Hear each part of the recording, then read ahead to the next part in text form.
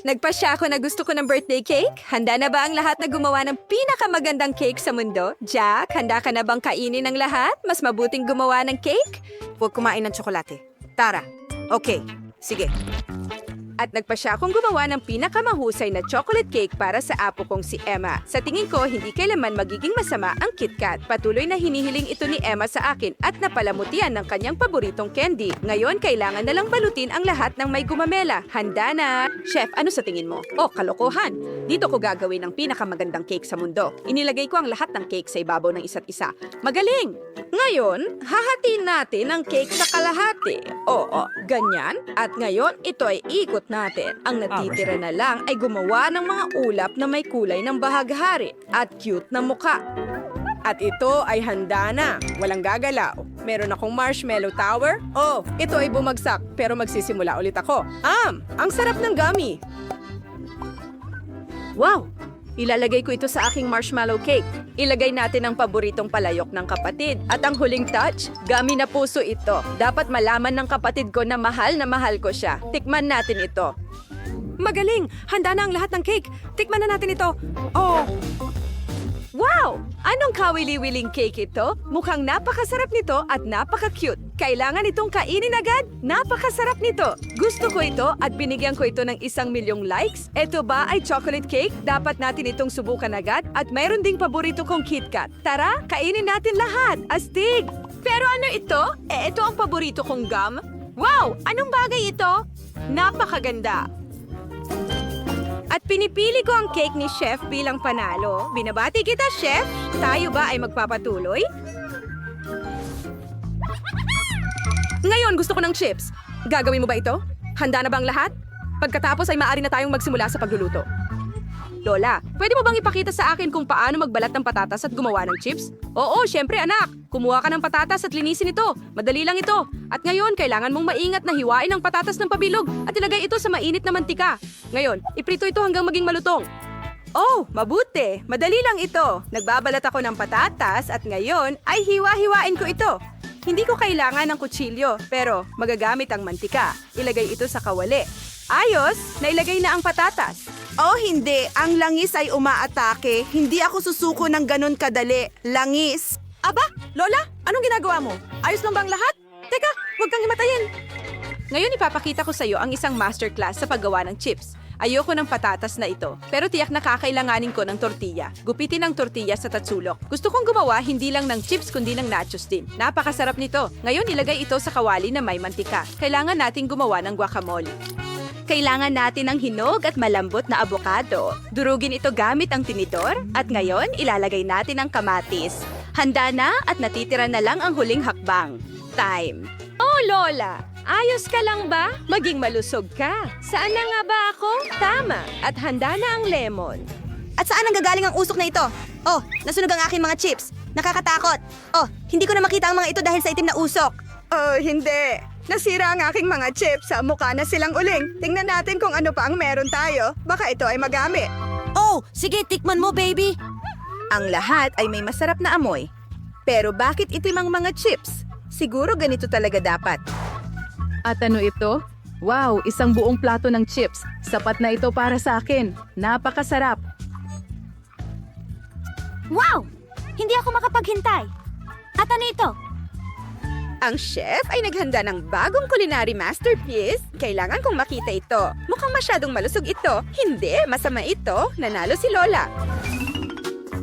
Kailangan ko ng kakao. Kaya mo bang gawin ito? Napakadali nito. Oo, gagawin namin. Oo, napakadali nito. Kailangan ko lang maglagay ng kaunting gatas sa kawali. Ilagay ang kakao. Pakuluan nito at ilagay ang lahat sa isang magandang tasa. At narito ang tasa. Oo, sige, dagdagan pa natin ng kaunti. Ang sarap ng lasa. Gusto mo bang subukan ito, chef? Napakaganda nito. Kaya kong gumawa ng mas mahusay na kakao. Hindi lang ako magkakaroon ng kakao, magkakaroon ako ng isang buong bomba ng kakao. Upang gawin ito, tunawin ang tsokolate. Ilagay ito sa bilog at ilagay ang marshmallow at kakao sa loob at ihalo ito ng maayos. Magaling. At ngayon ilalagay ko ito sa baso at maglalagay ng gatas. At gagawa rin ako ng pinakamasarap na kakao sa mundo. Oh, kailangan kong buksan ng gatas. Oh, natapunan ako ng gatas. Ang sama. Sige, lilinisin ko ang sarili ko at magpapatuloy. Saan na nga ba ako? Naglagay ng gatas sa kawali, pinainit, magdadagdag ng asul na pangkulay, naging asul ang gatas at ngayon ang pinakakawili-wiling bagay. Isasawsaw natin ang baso sa syrup at pagkatapos sa makukulay na sprinkles. Sa ganitong paraan, ito ay napakasarap. Ibuhos ang asul na kakao sa isang mug at idagdag ang dilaw na cream. Maganda, ngayon kailangan na lang itong palamutian ng ilang marshmallow at tapos na. Kapag handa na ang lahat mula sa lahat, pupunta tayo sa bata para tikman. Emma, aling kakao ang uunahin mo? Gusto kong subukan ito. Wow! Marshmallow na may cream? Masarap! At wow, salamat kuya! Oh, at ano ito? Oh, ito ay sa aking mahal na lola. Hindi? Oh! At ano ito? Oh! Kailangan kong ilagay ang chocolate ball sa mainit na gatas. At ano ang mangyayari pagkatapos? Wow! Ganap itong natunaw. Dapat natin itong subukan. Masarap. Ngunit sino ang pipiliin ko? Isa, dalawa, tatlo. Oh, ang kakao ni Kuya ang nanalo? Wow! Alam ko na. Ngayon, gumawa ka ng pasta para sa akin. Okay? Handa na ang chef na pakainin ako? Handa na si Lola gaya ng dati? Alam na ng kapatid kung ano ang gagawin niya. Tara na. Wow! Ginagawa ko ang pasta sa unang pagkakataon at bakit ang haba ng pasta na ito? Oh, hindi ko ba dapat ginawa ito? Ang tamang paraan ay tulad ng kay Lola. Huwag kalimutang haluin gamit ang kutsara. At narito, luto na ang aking mga noodles. Jack, kung gusto mo talagang matutong magluto, panoorin mo ako. Hindi kami gumagamit ng spaghetti. Kami mismo ang nagluluto ng noodles. Ito ay madali. Harina, itlog at hinalo. Ang susunod ay kulayan ang harina ng itim para hindi ito maging katulad ng iba. Medyo mahirap ito gawin, pero ngayon puputulin natin ito sa mahabang pasta. Wow! Sa tulong ng makinang ito, napakagaling. Sige, ngayon maaari na natin itong ilagay sa kumukulong tubig. Susunod, lulutuin natin ang pugita dahil anong klaseng pasta ito kung walang seafood? Maaaring ilagay ang pugita diretso sa pasta. Magaling! Lola, ano ang ginagawa mo? May mali ba? Nagluluto ako ng pasta na may ketchup. Masarap ito. Oo, anong nangyayari, Jack? Ano ang ginagawa mo? Ano ang nangyari? Lola, kalma lang. Dumikit lang ang noodles. Hayaan mo na yon. Gagamitin ko itong instant noodles. Oo, at handa na ito. Sige, tikman mo at sabihin mo. Wow! Ang ganda! Gusto kong simulan ito. Ito ba ay pugita? Nakakatakot! Walang lasa ito! Yak! At ito ay mas masarap. Wow! Napakaganda nito. Gustong-gusto ko ito at napaka-interesante nito.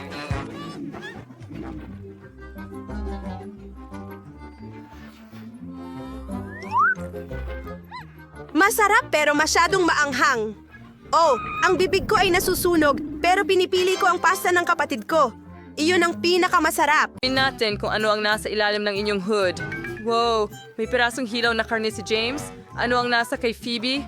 Oh, wow! Isang bundok ng pancakes. Astig! Simulan natin kay Phoebe. Ang bango ng aking mga pancake. Mas gusto kong tikman ito.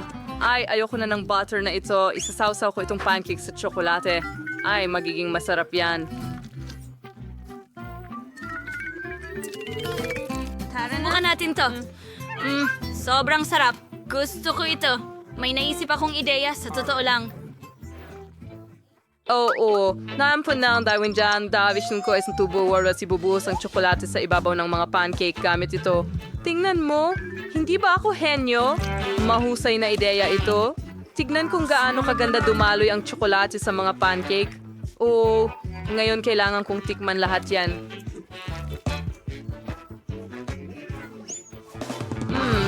Jane, huwag ka nang mangarap. Hindi ko ito ibabahagi. Tikman natin.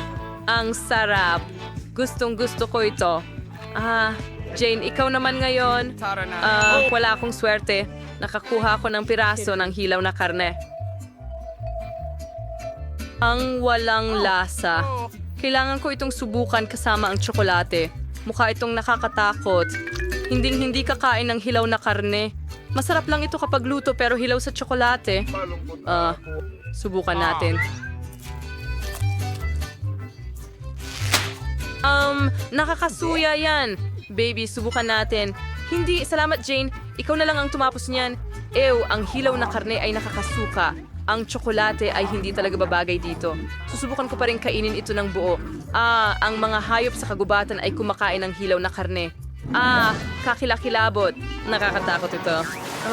Ngayon, buksan muna natin ang cloche ni Jane. Alay kayo. Ooh! Meron si Jane na mga skewer na may marshmallow at mata na marmalade sa paaralan. Ano naman kay Phoebe? Si Phoebe ay merong kakilakilabot na broccoli. Ikinalulungkot namin para kay Phoebe. Pero simulan natin kay Jane. Ako'y magiging masaya. Meron akong masarap na mga skewer ng marshmallow. Masarap. At yung mga marmalade na iyon ay napakasarap. Meron pa silang jelly na palaman sa loob. Tingnan mo. Ang sarap. Ngayon, cruise silang lahat sa chocolate. Ito ay ba yung sobrang sarap. Hindi ko naisip na magiging ganito kasarap. Tingnan mo yan.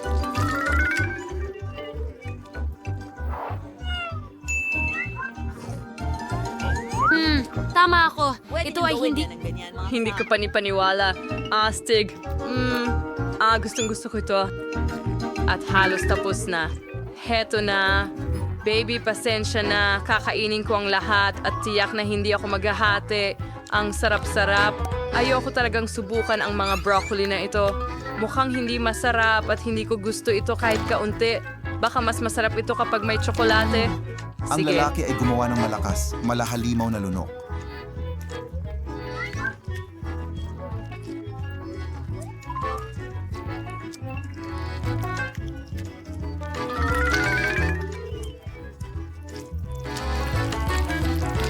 Ayoko kumain, Dad. Siguro mas maraming tsokolate. Pero mas mabuti kung ganun. Jane, gusto mo bang subukan ito? Tara na. Hindi, salamat. Sige na. Hindi ko kakainin yan. Ako na lang kakain lahat. Ang walang lasa. Oh, Jane, hindi gusto ng tiyan ko ang broccoli. Nagsisimula ng sumakit. Sige, kaya kong kainin ito. Kaya kong ubusin hanggang dulo. Naku, pasensya na din. Baka ikaw ay may amoy. Ang panghimo ngayon.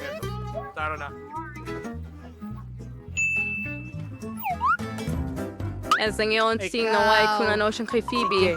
Ayaw ni Phoebe, kaya magsimula tayo kay Jane. Ipis sa barbecue stick. Paano nakakatakot sila? Nakakatakot ring tingnan? Ano kaya ang kay Phoebe? Wow! May sushi roll si Phoebe. Ang astig! Siguradong sobrang sarap nito. Handa akong tikman ito. Wow! Ilagay natin ito sa toyo. Napakasarap! Kate, sa tingin ko hindi masisira ng tsokolate ang aking mga roll. Dapat nating subukan ito kasama ang tsokolate sa lalong madaling panahon. Isawsaw ang sushi sa tsokolate at subukan ito. Sana kasing sarap ito tulad ng may toyo. Mukhang masarap. At talagang masarap to. Jane, hindi ako nagbibiro. Talagang masarap. Gustong gusto ko to, gusto kong subukan ulit. Oh, tingnan mo yon. Ang sarap. Gustong gusto ko ito. Baby, ang sarap mong kumain. Kaya nagsisimula na akong maniwala sa'yo. Wow! Kaya mo bang kinain halos lahat ng sushi? Paano mo nagagawa yon? Ang dami nito. Naku, tingnan mo ang mga ipis na yon. Mayroon akong napakaraming mga ipis. Mabuti na lang at hindi pa sila buhay. Kung hindi, mas nakakatakot pa nga. Lalo silang naging mas pangit tingnan. Hindi nakatulong ang tsokolate. Natatakot pa akong dilaan ito ngayon. Ayokong gawin ito. Halika na, kailangan mong gawin. Isa itong hamon. Tama ka. Kaya nga, anong kasuklam-suklam ito? Nararamdaman ko ang kanilang maliliit na galamay sa aking dila. Hindi makapaniwalang ngumunguya ako ng totoong ipis. Aba, yun na yun. Naipas ako na. Sa wakas, oras na para sa mga bagong putahe. Alamin natin kung ano ang ibinigay sa iyo sa oras na ito.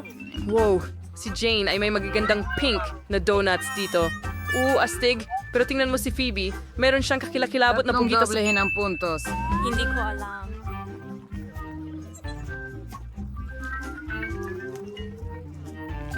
Tingnan mo yan. Isawsaw sa tsokolate at mas masarap pa. Ako'y natutuwa. Napakabuti. Phoebe, siguradong naiinggit ka sa akin dahil masarap ang tsokolate donuts. Gusto ko rin sila, pero gusto kong kainin lahat mag-isa dahil sila'y sobrang sarap. Ngayon, magkakaroon ako ng 2 donuts sabay. Kailangan kong subukan ng lahat. Oh, kakainin ko silang lahat ng sabay-sabay. Magaling! Meron pa akong 3 at kakainin ko sila na parang sandwich. Oh, tingnan mo yon.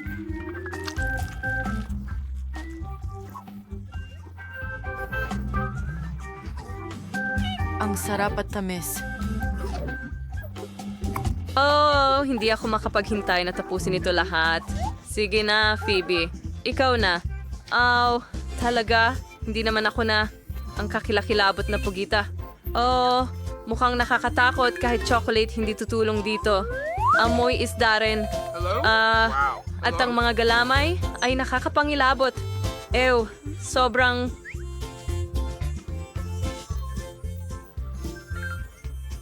Ikaw!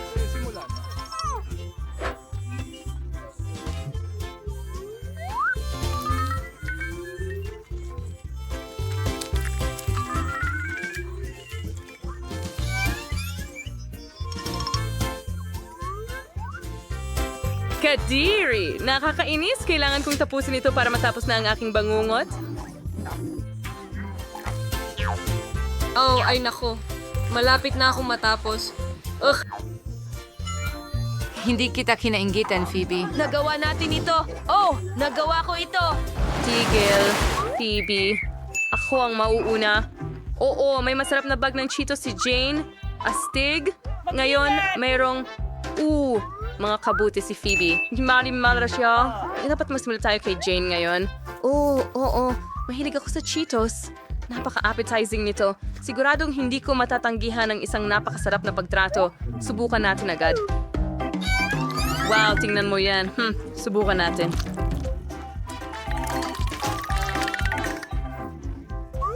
Ang sarap talaga. Gusto ko ito. At ngayon, subukan natin ito kasama ang tsokolate. Nag-aalala ako na baka hindi ito masarap. Pero wala na akong magagawa kasi kailangan ko talagang subukan lahat kasama ang tsokolate. Wow, napakasarap nito na may papayo ko sa lahat na subukan to. Gusto ko pa. Kumuha tayo ng kaunti pa ngayon. Oh, ang dami. Ayos. Gusto kong subukan pa ng higit doon dahil sobrang sarap nila.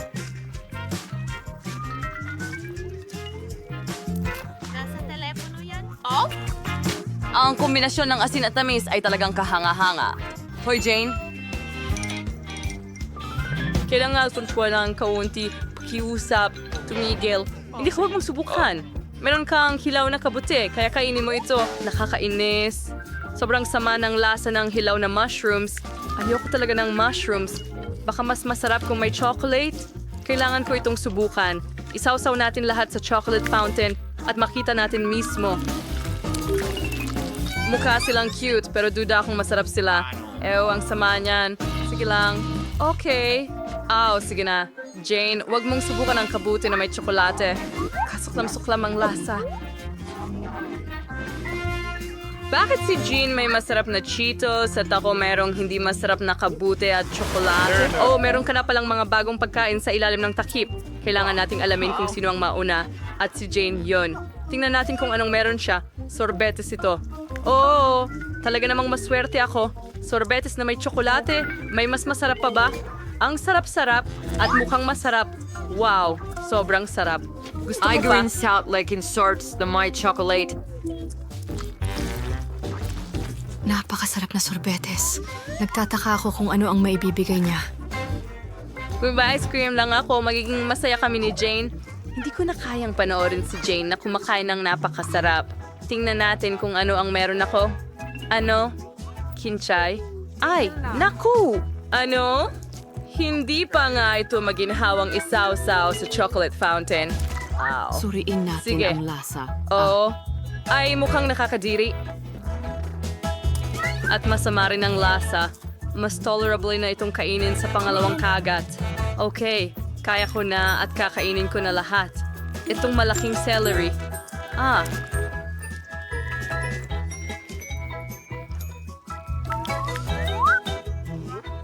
Sige na, Phoebe. Kaya mo yan. Tatalunin ko itong celery. Oh, ang hirap. Pero malapit na ako ang huling piraso. Tapos na ako. Kahit papaano ay nagawa ko. Kadiri, kawawang Phoebe. Nakakaawa ka. Oh, hindi. Huwag mag-alala, kaibigan. Tapos na mga bagong treat. Tara. Alaman kasing Oh, maswerte. Jane. Isa itong nilagang itlog, hindi magandang bagay para sa chocolate fountain. At kumusta naman si Phoebe? Tingnan natin. Uy, isang croissant. Ang astig! Hindi na ako subukan to. Isaw-saw to sa tsokolate. Ang mga croissant ay sobrang sarap. Pinapangarap kong nasa Paris ako para kainin lahat ng croissant. At mas masarap pa ito sa tsokolate. Ang sarap! Ang sarap!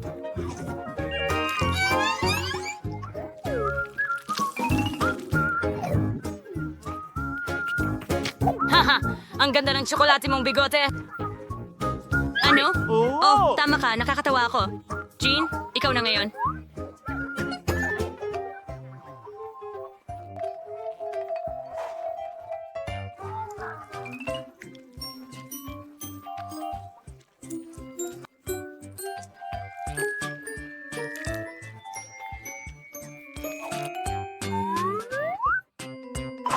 Kadiri, nakakasuya yan. Ayoko niyan. Pero kaya kong kainin ito. Ew, kailangan ko talagang banlawan lahat ng tsokolate mula sa fountain ngayon. Ang sarap. Yan ang mas gusto ko. Ayos yan. O, merong tsokolate ang iyong labi.